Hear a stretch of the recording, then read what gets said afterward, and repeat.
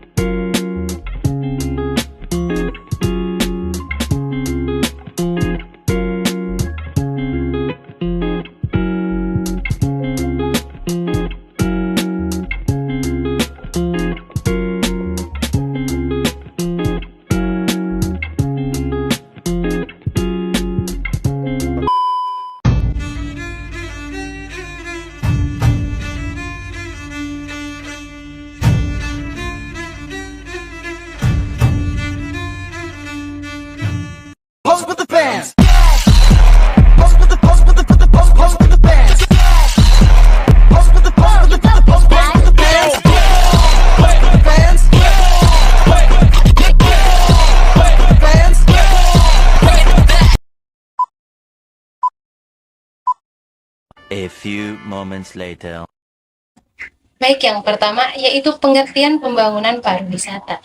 Menurut peraturan pemerintah tentang rencana induk pembangunan kepariwisataan tahun 2010 sampai 2025, dalam peraturan pemerintahan ini yang dimaksud dengan yang pertama, kepariwisataan adalah keseluruhan kegiatan yang terkait dengan pariwisata dan bersifat multidimensi serta multidisiplin yang muncul sebagai wujud kebutuhan setiap orang dan negara serta interaksi antara wisatawan dan masyarakat setempat, sesama wisatawan, pemerintah daerah, dan pengusaha. Yang kedua, pembangunan adalah suatu proses perubahan ke arah yang lebih baik yang di dalamnya meliputi upaya-upaya pemerintahan, implementasi, dan pengendalian dalam rangka penciptaan nilai tambah sesuai yang dikehendaki.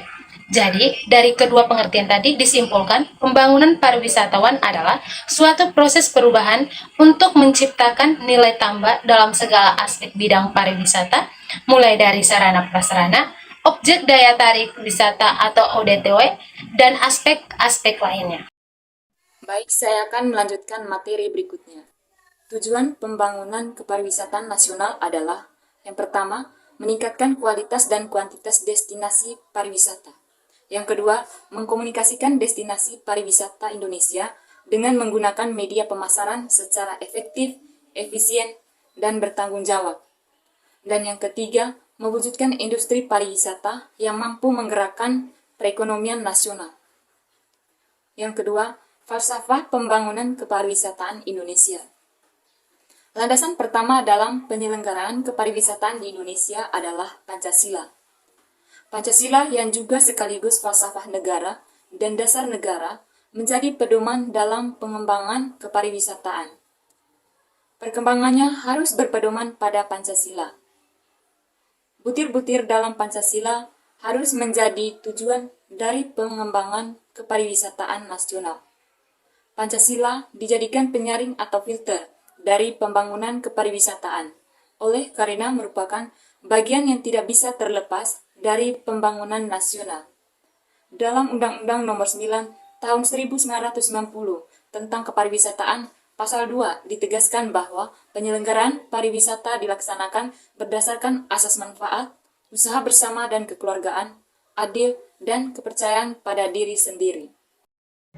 Berdasarkan pasal tersebut, penyelenggaraan kepariwisataan diarahkan untuk dapat memberi manfaat yang sebesar-besarnya bagi kepentingan negara dan bangsa Indonesia.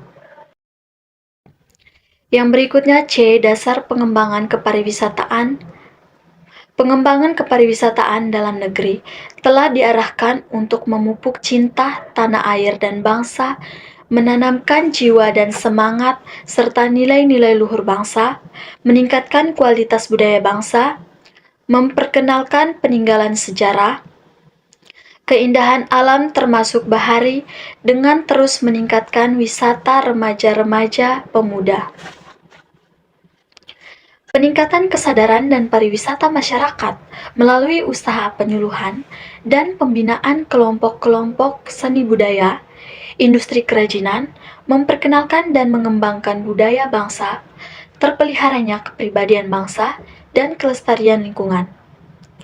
Berdasarkan Undang-Undang Nomor 9 Tahun 1990 tentang kepariwisataan, kebijakan yang digariskan adalah yang dapat dijadikan objek dan daya tarik wisata berupa keadaan alam, flora dan fauna, hasil karya manusia, serta peninggalan sejarah dan budaya yang merupakan model bagi pengembangan dan peningkatan kepariwisataan di Indonesia. Model ini harus dimanfaatkan secara optimal melalui penyelenggaraan kepariwisataan untuk berbagai tujuan nasional, termasuk untuk masyarakat dan persahabatan antar bangsa. Nilai-nilai budaya bangsa yang menunjuk ke arah kemajuan peradaban, mempertinggi derajat kemanusiaan, kesusilaan, dan ketertiban umum guna memperkokoh jati diri bangsa dan dalam rangka pewujudan wawasan Nusantara. Karena itu, untuk mewujudkan perkembangan pariwisata harus diperhatikan hal-hal sebagai berikut. Yang pertama, kemampuan untuk mendorong meningkatkan perkembangan kehidupan ekonomi dan sosial budaya. Yang kedua, nilai-nilai agama, adat istiadat, serta pandangan dan nilai-nilai yang hidup dalam masyarakat. Yang terakhir, kelestarian budaya dan mutu lingkungan hidup.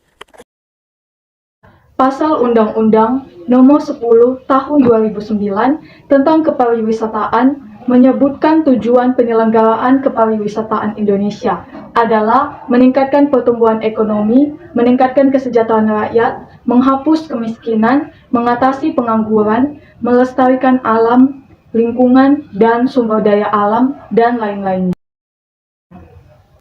Sistem kepariwisataan Indonesia. Pembangunan kepariwisataan nasional merupakan rangkaian upaya pembangunan sektor kepariwisataan secara nasional yang berkesinambungan. Kesemuanya meliputi seluruh kegiatan masyarakat, bangsa, dan negara untuk terwujudnya tujuan pembangunan nasional. Untuk itu, pembangunan kepariwisataan nasional dilandasi konsep kehidupan yang seimbang dan selaras, yaitu hubungan manusia dengan Tuhan Yang Maha Esa, hubungan antara manusia dengan sesama manusia, hubungan manusia dengan masyarakat, dan manusia dengan lingkungan alam, baik berupa sumber daya alam maupun kondisi geografis. Membangun kondisi suatu aspek kehidupan bangsa dan pariwisata akan turut mampu membangun ketahanan ideologi, ketahanan politik, ketahanan ekonomi, ketahanan sosial budaya, dan ketahanan agama. Baik, ketahanan ideologi berarti ketahanan melalui promosi budaya lokal. Pariwisata dapat memperkuat identitas ideologis suatu negara maupun suatu daerah. Sedangkan ketahanan politik berarti pariwisata berkembang dapat membantu menciptakan stabilitas politik dengan menciptakan peluang kerja dan meningkatkan pendapatan masyarakat dengan menyediakan manfaat ekonomi bagi masyarakat lokal. Selanjutnya juga ketahanan ekonomi. Pariwisata adalah salah satu sektor ekonomi bagi masyarakat, negara, dan daerah. Dengan menciptakan lapangan kerja, dengan meningkatkan pendapatan pariwisata, mampu mengurangi kemiskinan. Selanjutnya itu ketahanan sosial budaya. Masyarakat dapat memainkan peran yang sangat penting dalam mempromosikan toleransi pemahaman lintas budaya melalui interaksi masyarakat lokal dan wisatawan. Dan salah satunya itu memperkaya juga budaya lokal itu sendiri. Selanjutnya itu ketahanan HAM. Baik, ketahanan HAM kan di sini ketahanan hak asasi manusia dan keamanan. Pariwisata yang berkembang dapat membantu meningkatkan kesadaran akan hak asasi manusia dan keamanan. Baik, selain kelima aspek tersebut dipengaruhi oleh pembangunan kepariwisataan, itu ada 3. Yang pertama, sumber daya alam, penduduk, geografi, pelaku-pelaku utama kepariwisata itu sendiri. Sumber daya alam, Indonesia memiliki berlimpah-limpah sumber daya alam yang dimiliki Indonesia, dan hal ini yang sangat menguntungkan bagi kepariwisataan itu sendiri. Yang selanjutnya yaitu penduduk yang beradat dan beramah tamah, yang terdiri atas beberapa suku bangsa dengan keragaman budaya dan sangat mempengaruhi pada pembangunan kepariwisataan itu sendiri. Baik, yang ketiga itu geografi. Indonesia yang merupakan negara kepulauan yang terdiri atas kurang lebih 17.508 pulau yang mencakupi wilayah luasnya sekitar 1,9 juta kilometer. Baik, dan sepertiga itu wilayah perairan, memiliki garis pantai 81.000 km, kondisi strategis yang sangat mempengaruhi pada pembangunan pariwisata sendiri. Yang terakhir itu pelaku-pelaku utama kepariwisataan, yaitu masyarakat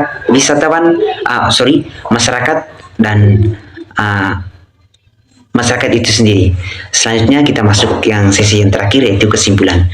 Pembangunan pariwisata di Indonesia dilakukan secara terpadu melalui koordinasi lintas sektor agar pembangunan pariwisata dapat mencapai keberhasilan yang maksimal.